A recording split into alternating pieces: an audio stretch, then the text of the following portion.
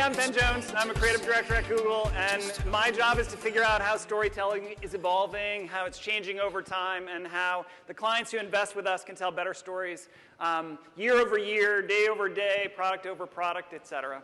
Our vision of how the world is changing is becoming a world made of what you love. That is, the filters that we have for what comes to us and what we exclude are getting stronger and stronger and stronger. And so we're building around us worlds that we love. What does that world look like? Well, in the world of YouTube, it's 1.5 billion hours a day of watch time, which is impossible to editorially curate. It's impossible for us to steer. It's impossible for us to know what people want, what they don't want. And so we need AI to bring to them the things that they're going to be most attached to, most connected to. And that's made us the largest streaming partner of all the streamers. We have built this world that people love and that they feel deeply and intimately connected to. What else are the characteristics of a world made of what we love? It's getting creatively richer and creatively more interesting. So an internet that started as text became images and is now becoming video. And as bandwidth increases and our love of all things video gets bigger and bigger, we want richer, richer, richer experiences.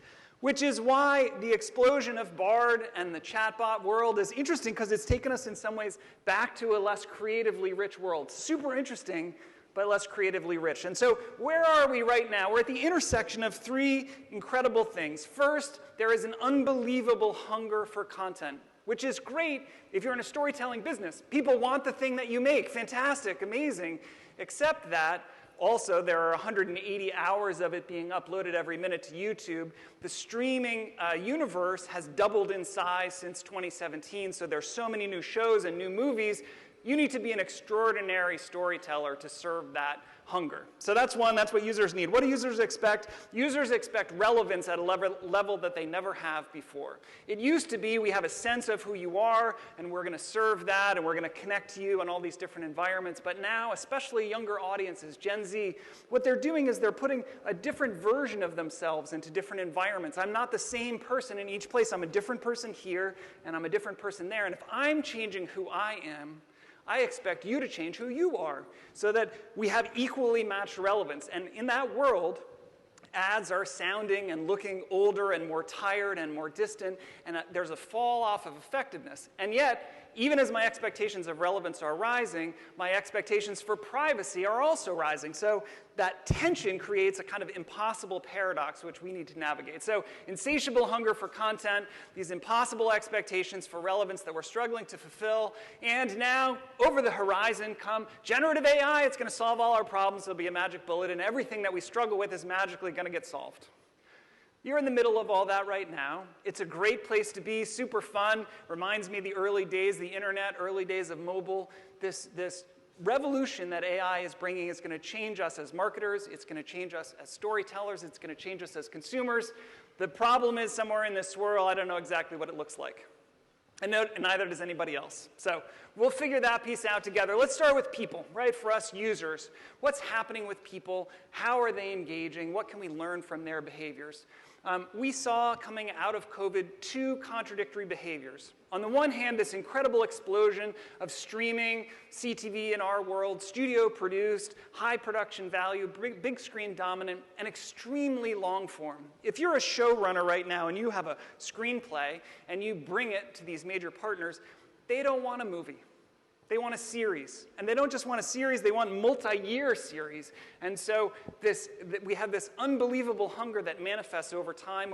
We want multiple episodes, we want multiple seasons, so one whole world exploding. And then at the same time, almost exactly the opposite world is exploding. For us, shorts, up over 50 billion views, creator-produced, low production value, small screen only, and super short form, except that it's not. Right? TikTok started 30 seconds and then a minute and then 3 minutes and 5 minutes and now 10 minutes, and if you're a special creator, 20 minutes. They've discovered the same thing that we've known for a while. That is, these are not different things. They're the same thing. And we're just looking at the wrong dimensions of those. What is exploding here is this explosion of choice. I want a huge content library. I want it algorithmically tuned around me. I don't want to seek it out. I want it to come to me. I want to flow with it. And the screen matters, doesn't matter. right? I like big screen, I like small screen. It's true of Gen Z also. They're using the small to find the big. The source matters less. I like studio produced, I like creator produced. Production quality matters less. I want it on a big screen, but I don't need it on a small screen. Length matters less. So I'm watching shorts, but I'm also watching long. Gen Z is using their short to find their way to long. So they find creators that they like, they subscribe. They go to those creators and they say, hey, I love your show and I want it to be longer. I want it to be richer. I want more. And interestingly for us, recency matters less. So pop open your YouTube feed and you'll see stuff that's from the last 6 weeks, the last 2 weeks, but also the last 5 years or 6 years. I don't care when it came from. If it's interesting to me, that is a characteristic of a world made of what I love. When I have an interest, when I'm passionate about it, that's when it matters. And all of culture is available to me at the same time. And so culture is not this frothy trend edge of what's been released in the last week or 6 weeks or 6 months even. One of the indicators of this for me is the Billion Views Club. The music videos on YouTube that have gotten 1 billion views or more. There's a whole set of usual suspects: Justin Bieber, the kings of Latin pop, Bad Bunny, all those folks, okay. Katy Perry, okay. Drake, okay. K-pop, okay. But the Cranberries Zombie has 1 billion views. Coolio, when he passed, Gangster's Paradise got to 1 billion views, kind of awesome. I'm not even sure that that's the best song of 1995. I think Waterfalls is a better song than that, but somehow he's 1 billion views. And the example that I had most recently in my DACA, great new band with a hot new sound, The Police, Every Breath You Take, 1 billion views.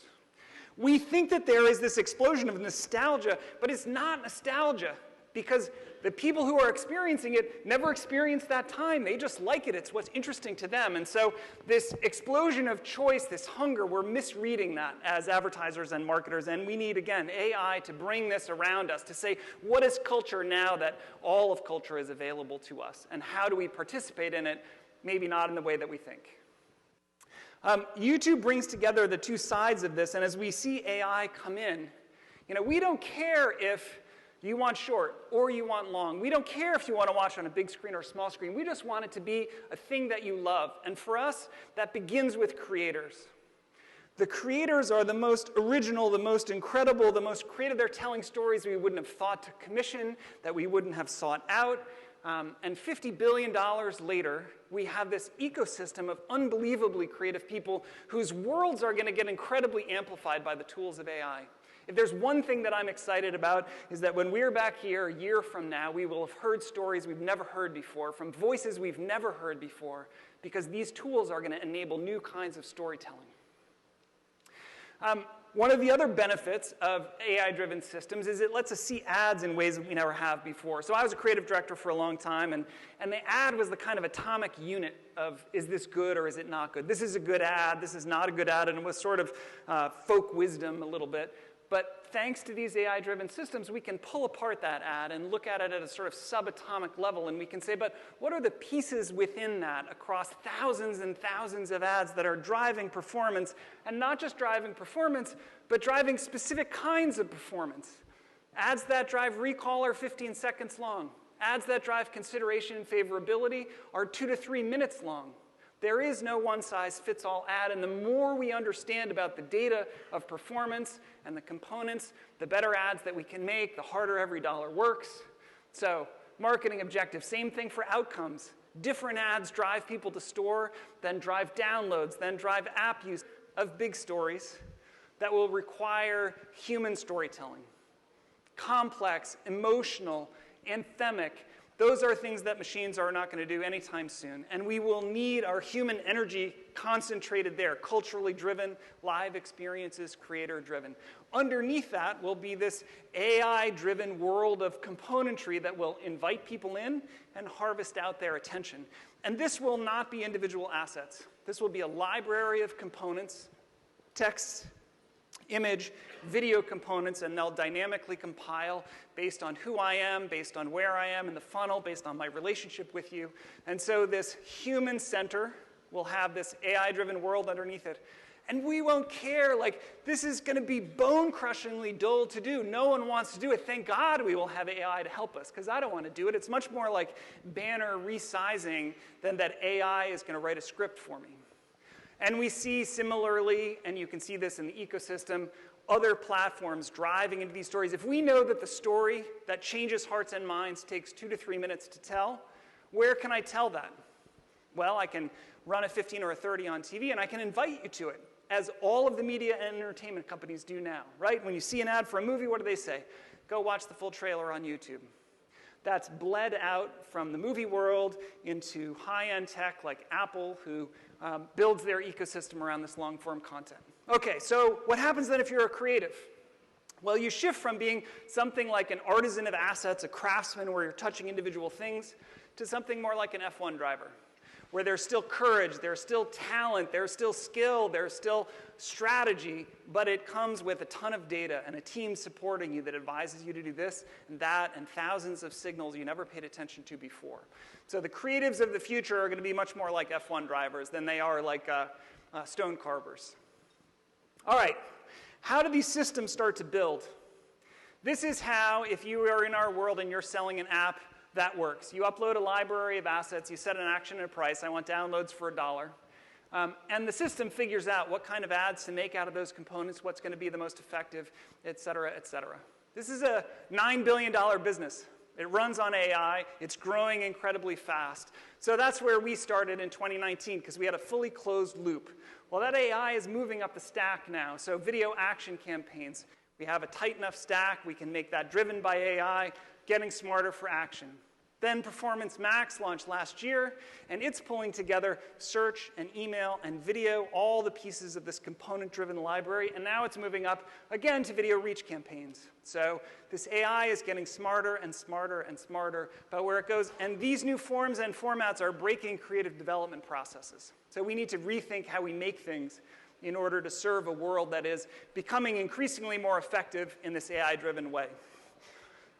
Now we have magic come in, right? Generative media is here in November of 2021. I could type in like the dark elf queen, and I would get a really cool image like that. And my friends who did that were like, look at this, it's amazing. It was like, okay, great. You can make your own custom cover of The Lord of the Rings, which is excellent. Like, no shade on that, fantastic. But it got better so fast, it was bewildering. So this is, less than a year later, and I was doing a presentation, and I type in Victorian steampunk carriage in the style of Ralph Steadman to try and tell a story about old technology being fused with new technology, and I got that, which is a pretty good representation of a very complex metaphorical idea done in a specific style and photorealistic, like kind of amazing.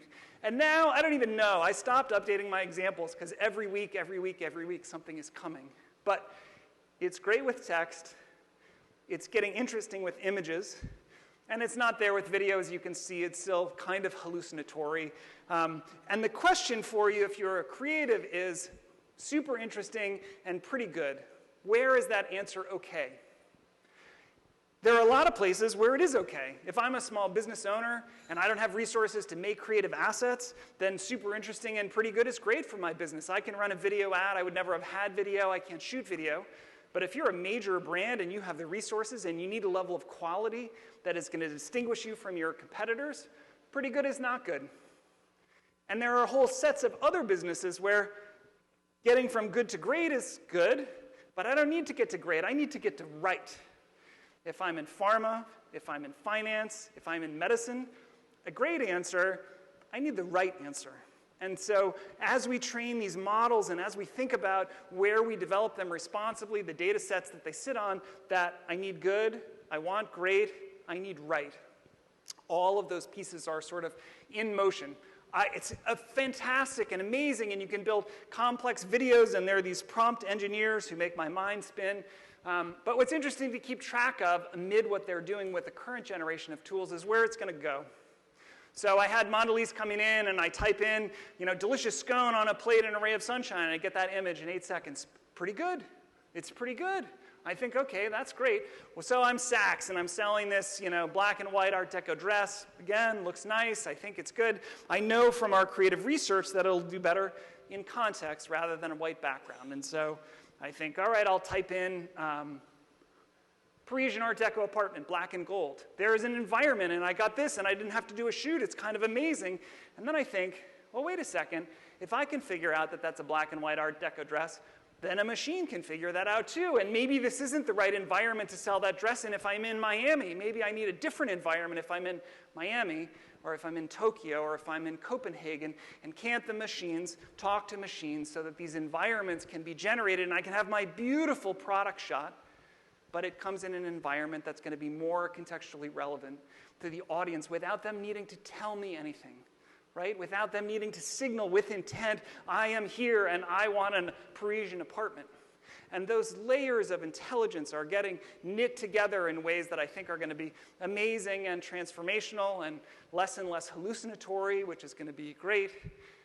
But we're still a long way from that universe of components that's going to drive incredible performance, and then those human stories where we can really focus our craft on what's going to change hearts and minds. This is one example I want to leave you with before I talk to Han. This is from Cadbury in India. It's for Diwali, which is a celebration of generosity. Cadbury is mostly sold in little mom-and-pop retail shops. And these shops were hammered by COVID. And so as part of the Diwali celebration, they created a campaign with Shah Rukh Khan, who's one of the huge Bollywood stars. And they used AI to have it be about the stores that are on your block, the 4 or 5 retailers in your neighborhood. So it's him, and he's talking to you, and he's celebrating the stores that are right around where you are. Take a look. Learning to recreate Shah Rukh Khan's face and voice to take the local store names in the ads. इस दिवाली आप भी ना अपने पास वाली choice of fashion से ही कपड़ों की shopping करना। पास वाले आजकल फैशन से ही, रॉयल फैशन से ही, एनके क्लॉथ्स से ही, पास वाली लक्ष्मी कलेक्शन से ही कपड़ों की शॉपिंग करना। Is it perfect? No, but it's pretty good. And it's pretty amazing that he's talking about the stores that are on your block. And guess what? If you're a small store in India during Diwali, you could send a WhatsApp message, and you would get him to say the name of your store. And now you have the biggest Bollywood star in the world, and he's done an ad for your store. And what's amazing about this to me is it's a story, and it's casting, and it's technology in service of a problem. How do we show up generously to customers and to the places where they shop that are important for us in this holiday season? The through line here, I think, is just tremendous, just tremendous. The next generation of stories are going to be even better. We're super excited to explore them, and I wanted to talk about them a little bit with our good partner, Han Wen, who is the Chief Digital and Marketing Officer for L'Oreal USA. Han, come on out.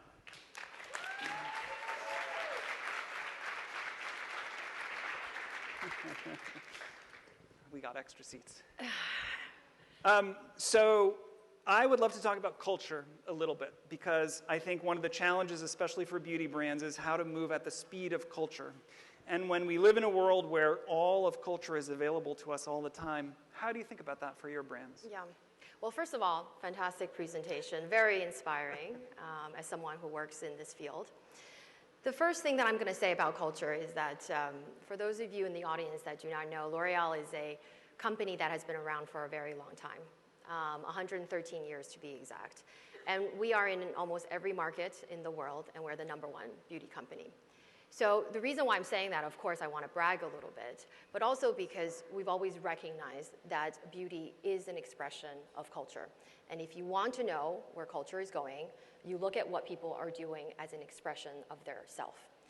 And so when we think about what is happening in the world today, and a lot of the trends that you've called out, we're also seeing at the same time, there's really 2 kind of competing things that are happening.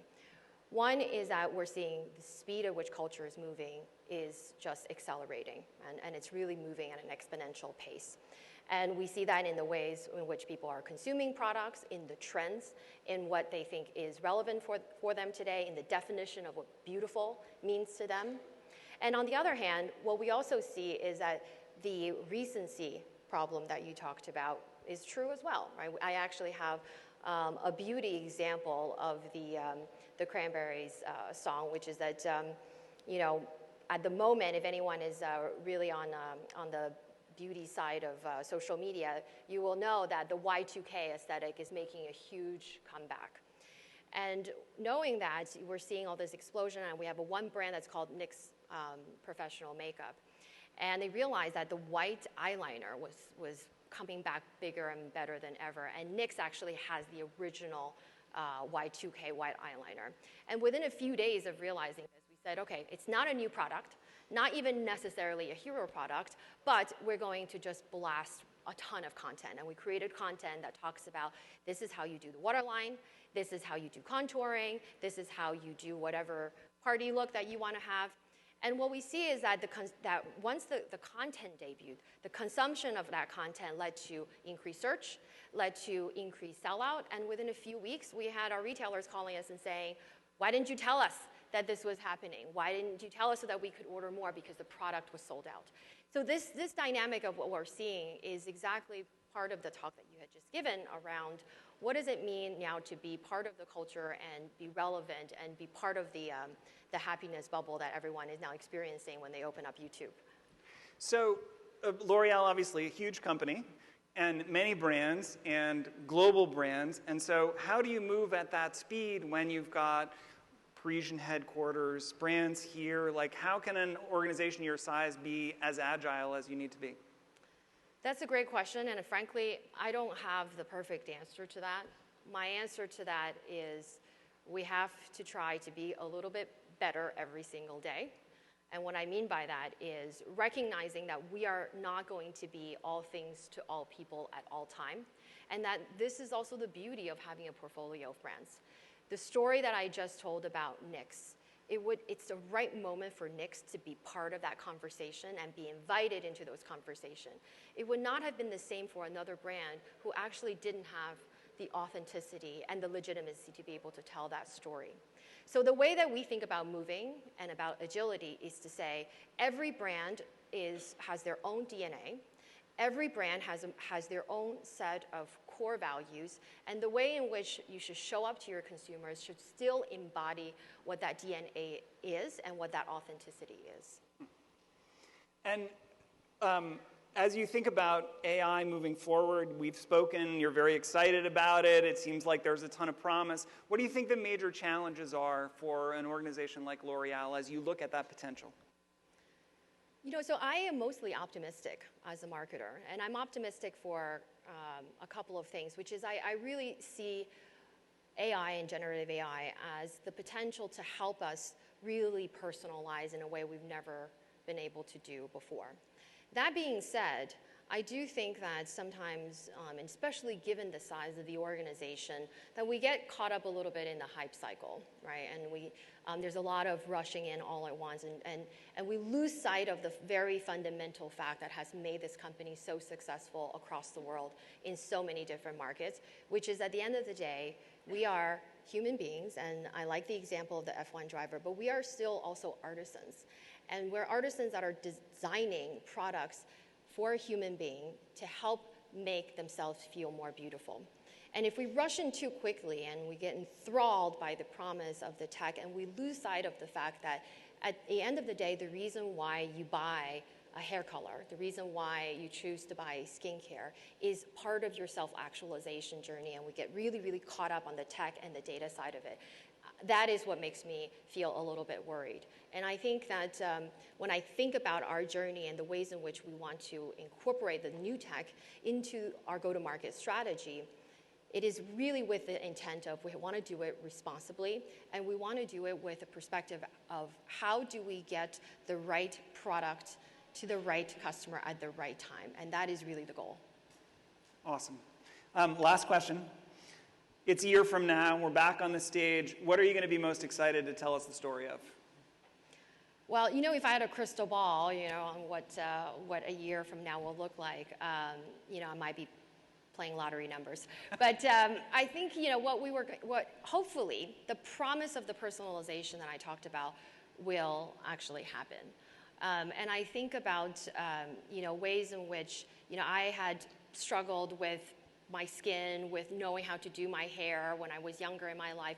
And I wish that there was more of an experience for me to find those solutions. And I would love for 1 year from now for us to say, we actually now can recognize when you're about to experience acne or when you realize that these type of treatments are going to be better for your skin, that we can actually anticipate and deliver those messages and deliver the solutions and the products and help them to say, okay, go to this dermatologist or go to this hairstylist or go to this pharmacy and you can test those products.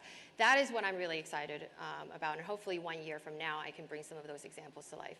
That's great. We'll have you back a year from now. Han Wen, everybody. Thank you so much. Thank you.